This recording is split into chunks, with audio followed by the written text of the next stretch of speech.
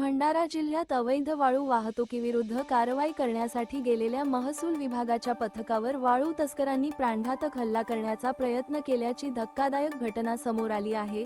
वाळूने भरलेला ट्रक पकडल्यानंतर तस्करांनी महसूल अधिकाऱ्यांच्या वाहनाला धडक देऊन शासकीय कामात अडथळा निर्माण केला।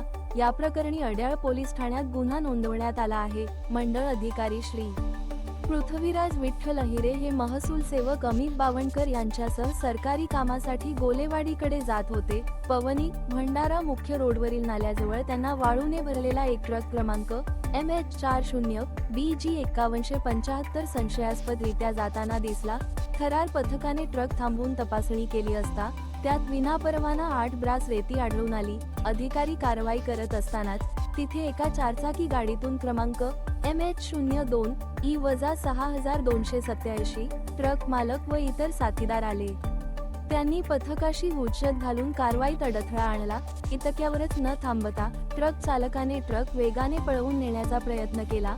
महसूल पथकाने पाठलाग केला असता आरोपींनी महसूल अधिकाऱ्यांच्या अल्टो कार MH36H-6649 ला डाव्या बाजूने जोराची धडक दिली।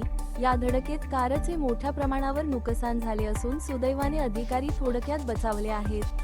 या प्रकरणी मंडळ अधिकारी पृथ्वीराज अहिरे यांनी दिलेल्या तक्रारीवरून अड्याळ पोलिसांनी ट्रक चालक आणि मालकाविरुद्ध भारतीय न्याय संहिता 2023 च्या विविध कलमान्वये गुन्हा दाखल केला आहे।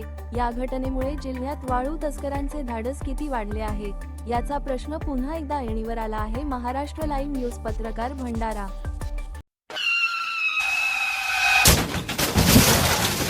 आता गाडीवर मोबाईल नंबर नाही तर इमर्जन्सी QR कोड लावा, जे तुम्हाला अडचणीच्या वेळी मदत करेल।